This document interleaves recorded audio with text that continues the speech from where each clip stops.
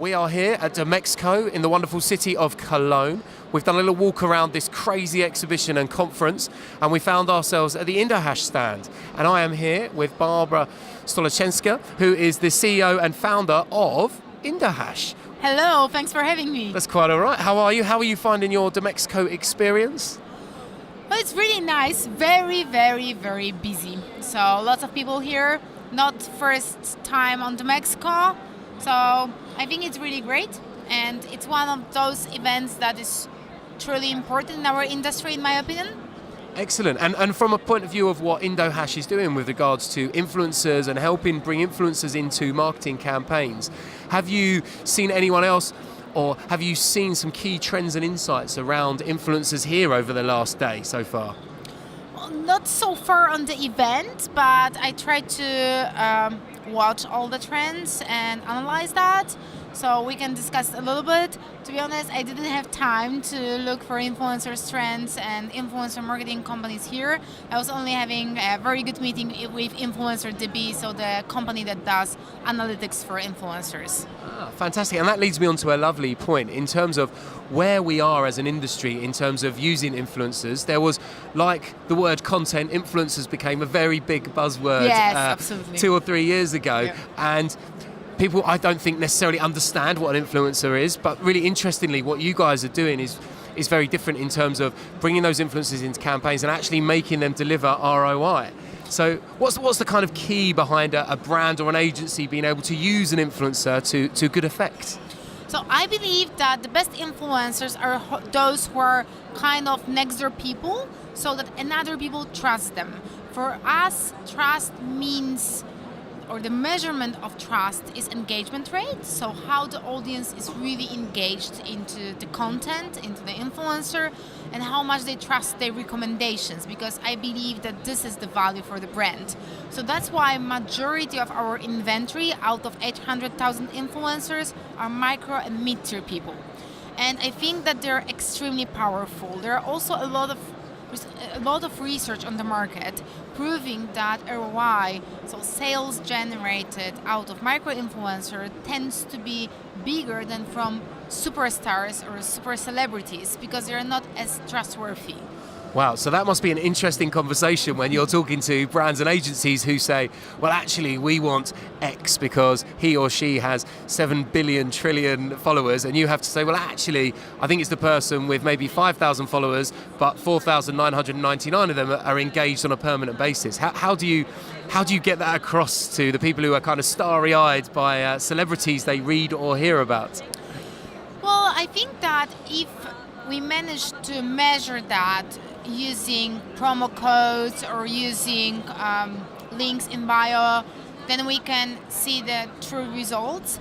But in general, digital world, in my opinion, really reflects real world. So if a friend of yours says something really works for them, you tend to check it out. But Right. if you see a billboard with a beautiful actor saying that this perfume are the best, it doesn't necessarily mean that you will go and check them out.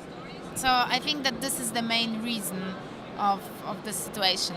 So almost when you see Matthew McConaughey promoting cool water, you almost feel like you can't quite reach him to smell him, but if it was one of your friends, Exactly. actually you could smell them and And lure say- yourself into the Exactly, scent, right? exactly. Okay. And it's really interesting you talk about measurements, because I think that's a crucial piece, isn't it? And I think a lot of brands, a lot of agencies don't quite get how you truly measure the impact of influencers. And as a result of that, do you have a particular template that you use to show that real measurement?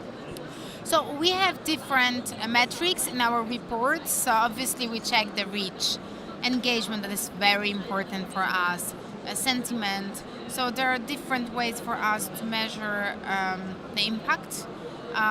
Many of our campaigns that are conducted for FMCG or beauty, the main goal is brand awareness, and sometimes also we work with brand uplift study to see the results, because it all depends on the goals of the campaign. Not all the campaigns are the same. Sometimes if client wants to promote event or contest, for them it's very important to generate submissions or get good people, right people on the event. So it depends very, very much on what client wants to achieve using influencers. Right. And on that note, you mentioned kind of beauty and fashion are two key sectors that really understand how they can Yes. get to grips with influencers. Are there some sectors that you would like to break into that you feel at the moment they don't quite get it, but actually influencers would create great benefit for their business? So what I see is that a lot of automotive brands start testing influencers, and they're quite often back. I also see this tendency across financial industry. So they also check more and more and explore with influencers, which is, I think, very good. But it's not so obvious for them, because for FMCG and beauty brands, it's much easier to use influencers. For financial industry, for example, usually it means that they need to come up with creative idea first and then think how influencers may fit to that. Got you. And we've seen lots of influencers working with brands that are kind of consumer facing. Is there an angle or an opportunity for brands who are B2B to be able to use influencers potentially in internal communications in terms of, going to a specific audience in that B2B market?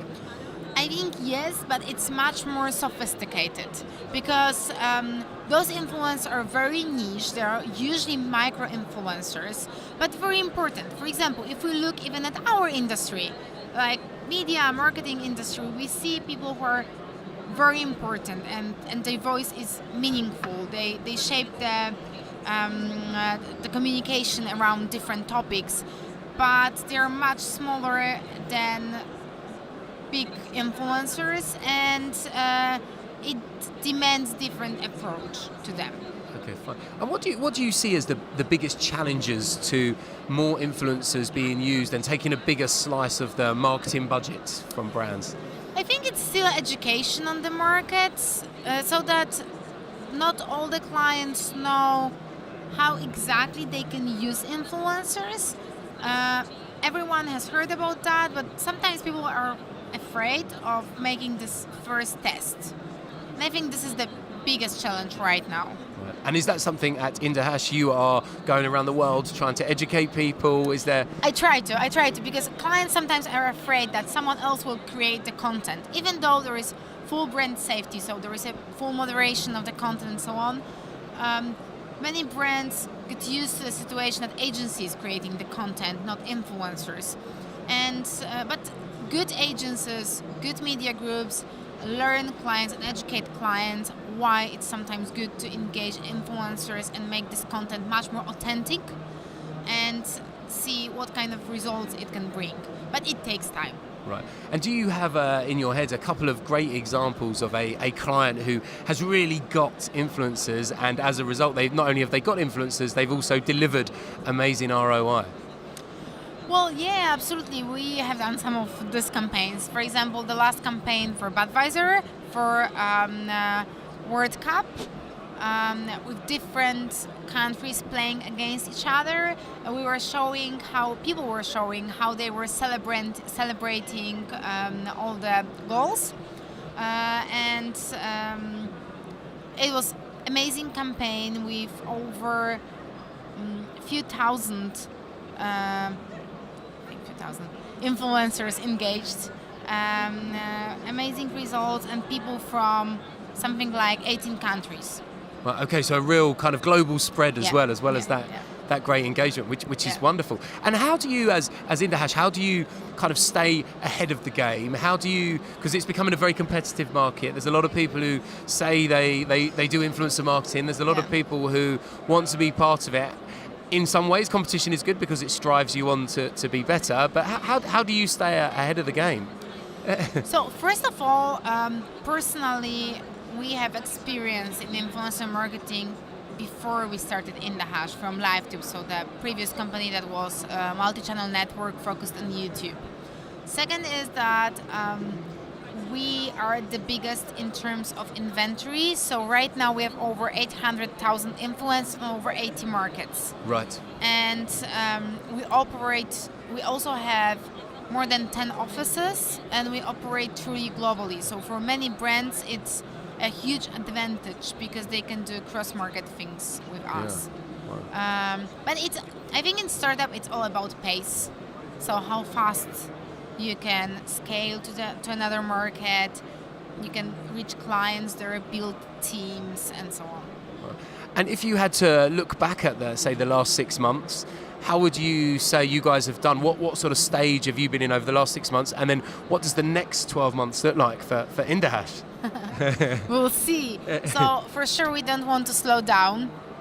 We're working on new markets. We are also launching completely new products called Indahash Deal. Okay. That will be focused more on e-commerce, and the idea would be that you can pay influencers with a discount. So we are giving discount influencers for your products, and we're about launching that next couple of months.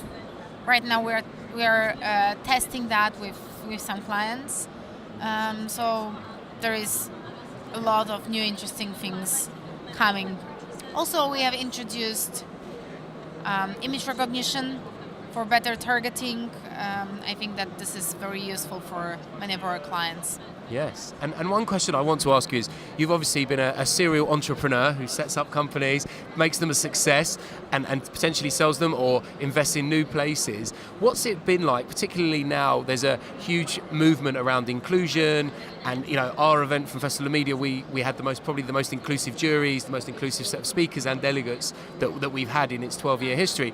And it's really interesting to see that the industry is starting to wake up and become much more inclusive.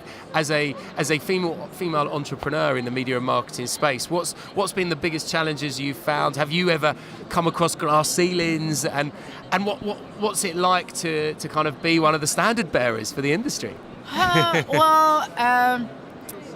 I have the opinion that I am very, very gender agnostic, and